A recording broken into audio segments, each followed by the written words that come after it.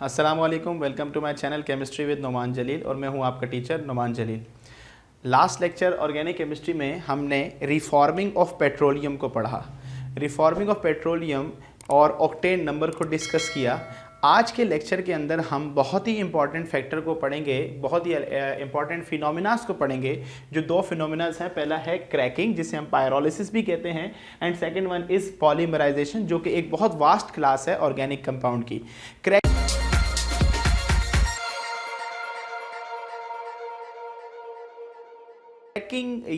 Cracking का लफ्ज़ तो बहुत कॉमन है, जो कि आपको काफ़ी जगह पे सुनने को मिलता भी है कि किसी चीज़ को तोड़ने को क्रैकिंग कहते हैं। ऑर्गेनिक कंपाउंड या ऑर्गेनिक केमिस्ट्री के अंदर क्रैकिंग क्या होती है, उसकी कितनी टाइप्स होती हैं, और पॉलीमराइजेशन क्या है और उसकी क्या टाइप्स हैं और कहाँ कहाँ यूज़ होता है, वो डिस्कस करेंगे। जैसे कि फ्यूल की रिक्वायरमेंट टाइम टू टाइम बढ़ती गई और लो मोलिकुलर वेट जो कंपाउंड्स होते हैं उनकी रिक्वायरमेंट या वो उनके बॉइलिंग पॉइंट कम होने की वजह से वो एक बेहतर फ्यूल कंसीडर किए जाते थे। इस वजह से रिक्वायरमेंट बढ़ने की वजह से साइंटिस्ट या डिफरेंट इंडस्ट्रीज जो हैं वो बड़े मॉलिक्यूल को छोटे मॉलिक्यूल जो रिक्वायर्ड मॉलिक्यूल होते हैं उनके अंदर कन्वर्ट करते। उस कन्वर्जन को हम कहते हैं कि बड़े मॉलिक्यूल को छोटे मॉलिक्यूल में कन्वर्ट करने को क्रैकिंग कहा जाता है। So what is cracking? सबसे पहले हम क्रैकिंग या पायरोलिसिस को डिस्कस करेंगे। बाय डेफिनेशन अगर हम देखें, the phenomena in which large hydrocarbon, एक ऐसा अमल जिसमें एक बहुत बड़ा मॉलिक्यूल जिसकी वोलेटिलिटी जो है वो लो होगी। वोलेटिलिटी लो मतलब जो भी बड़ा मॉलिक्यूल होगा वो लो वोलेटाइल होगा, मतलब नंबर ऑफ कार्बन ज्यादा है उसके पास। उसको हम डिकम्पोज कर देते हैं, तोड़ देते हैं स्मॉलर मॉलिक्यूल या स्मॉलर डिफरेंट हाइड्रोकार्बन्स के अंदर। मतलब क्या हुआ, बड़ा मॉलिक्यूल उसको हमने क्रैक किया, तोड़ा, डिकम्पोज किया छोटे छोटे डिफरेंट मॉलिक्यूल्स के अंदर, लो वोलेटाइल से हाई वोलेटाइल चले गए। इस प्रोसेस को कहते हैं हम क्रैकिंग। ये क्रैकिंग क्या है? लार्ज मॉलिक्यूल को छोटे molecules different types of molecule के अंदर कन्वर्ट कर देना। अगर हम बात करते हैं बाय डेफिनेशन, तो हमने ये चीज समझ ली कि क्रैकिंग करना, क्रैकिंग कितनी टाइप की होती है। बेसिकली क्रैकिंग दो तरीके से हम किसी मॉलिक्यूल की कर सकते हैं। First one is thermal cracking and second one is catalytical cracking. What is thermal cracking? नाम से ही शो हो रहा है कि थर्मल क्रैकिंग मतलब it is done with the help of heat. Therm की वजह से आपको जो क्रैकिंग मिलेगी मॉलिक्यूल की करने को, उसको कहते हैं थर्मल क्रैकिंग। अगर आप एग्जाम्पल देखें तो यहां पर हमने एग्जाम्पल जो लिए है वो मॉलिक्यूल जो मोल्स लिए हैं वो किसके लिए हैं? ईथेन के लिए हैं। ईथेन की हम क्रैकिंग कर रहे हैं। We are giving 500 degree centigrade in the absence of oxygen. यहां पर ये नोट कीजिएगा, यहां पे एब्सेंस ऑफ ऑक्सीजन में हम डिकम्पोज करते हैं। अगर ऑक्सीजन अगर यहां होगा तो वो कंबशन रिएक्शन दे सकता है। So in the absence of oxygen is mandatory. अगर हम इथेन को कंबस्ट करते हैं या डिकम्पोज करते हैं, so it is decompose into different component, जिसके अंदर सबसे पहले दैट इज इथीन एंड ये आपके पास आ गया methane and hydrogen is separated. So ethane जो है वो डिकम्पोज हो गया, एक बड़ा मॉलिक्यूल छोटे डिफरेंट मॉलिक्यूल में टूट गया, लो वोलेटाइल मॉलिक्यूल में चला गया, तो that is called cracking, but with the help of thermal और heat. So this is called thermal cracking. इसको हम थर्मल क्रैकिंग कहते हैं। दूसरी एग्जांपल देखें तो यहां पर हम प्रोपेन के दो मॉलिक्यूल ले रहे हैं और उसमें भी हम टेम्परेचर दे रहे हैं 700 to 800 in the absence of oxygen या एयर की बात कर रहे हैं। So it is decomposed into different fractions, जिसके अंदर हमारे पास ये प्रोपीन आ गया है एंड देन हमारे पास यहां पर क्या है? This is ethene and this is methane. So we have number of components over here by cracking the molecule propane. Propane को तोड़ने पे हमें डिफरेंट मॉलिक्यूल मिल रहे हैं, तो this is done by thermally, so that is called thermal cracking। Second type की अगर बात करते हैं तो that is catalytical cracking. कैटालाइटिकल cracking का मतलब क्या है कि it is done with the help of a catalyst. Catalyst क्या कर देता है?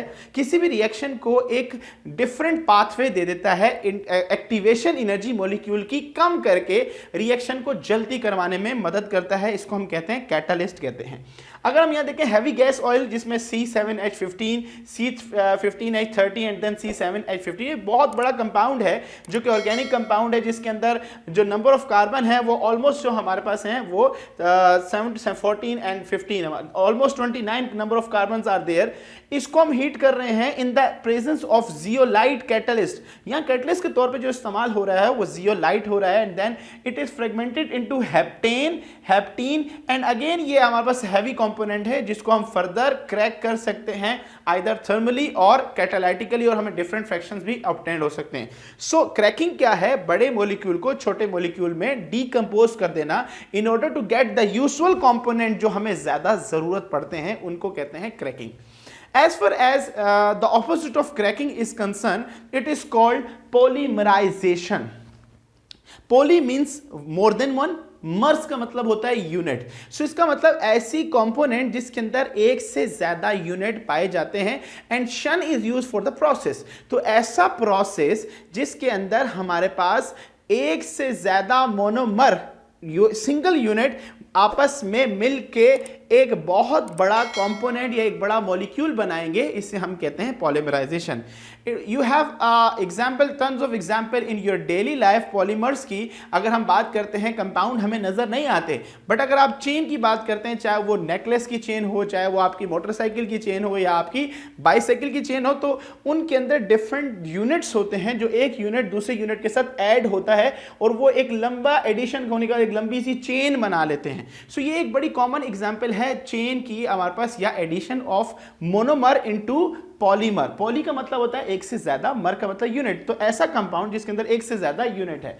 By definition the phenomena in which smaller hydrocarbon like से ये this is a smaller hydrocarbon, this is another smaller hydrocarbon, it is unite to form a larger hydrocarbon जिसे हम polymer कहते हैं। इस प्रोसेस को कहते हैं पॉलीमराइजेशन। सो पॉलीमराइजेशन बेसिकली दो तरह की होती है, चैप्टर नंबर 6 के अंदर और चैप्टर नंबर 11 के अंदर आपको दोनों के अंदर ये चीज मिलेगी आपको, और ये बड़ा इंपॉर्टेंट सी चीज है ऑर्गेनिक केमिस्ट्री के अंदर।